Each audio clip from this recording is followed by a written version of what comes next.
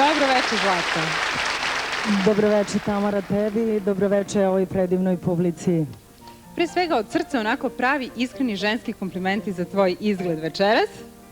Hvala ti, ja isto takođe, isto mislim za tebe da super izgledaš. Hvala Zlato. Još u najavi sam rekla da publika jedno vreme nije imala prilike da te vidi, nisi nam nešto dolazila u goste, nisi nam poslala opravdanja. Pa niste me zvali, šalim se. Nemoj da pričaš, mi smo te zvali, ali ti nemaš vremena za nas. Ne, šalim se, pa stara mi je ploča, pripremam, mislim da ću posle nove godine da izdam novu ploču i sad da ne bi ovako ljude stalno davili sa starim pesmama, onda čekamo, znači, nove pesme i to je jedini razlog što nisam stalno tu. Dobro, šta drugo ima novo kod tebe? Putuješ, radiš? Pa standardno, ono, što bi se reklo, ponaški. Ono, tezgarim, radim i... Dečica?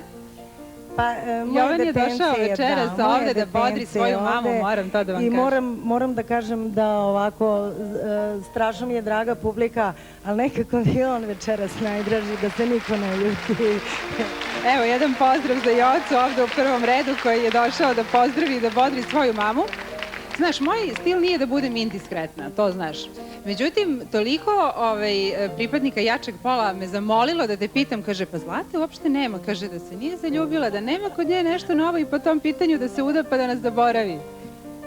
I da dođe do toga da ti pesmu nećeš zaboraviti. Ja imam svoje dva muškarca, jedan je ovde, jedan je kod kuće i moram da kažem da njih najviše volim, a normalno u svakom slučaju i ona druga ljubav postoji, tako da nek ostane za sada tajna. Vidi se na tebi, bre, sijaš, stvarno izgledaš fantastično. Kaže Mića, izvini što te prekidam, kaže Mića on.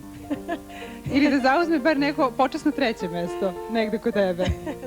Dobro, Mića, vidjet ćemo nešto preko veze da sredimo malo kasnije, a sad da pustimo Zlatu da peva, jer zbog toga je tu večeras. I molim vas još jedan pravi, veliki, grandovski aplauz, peva za vas Zlata Petrović.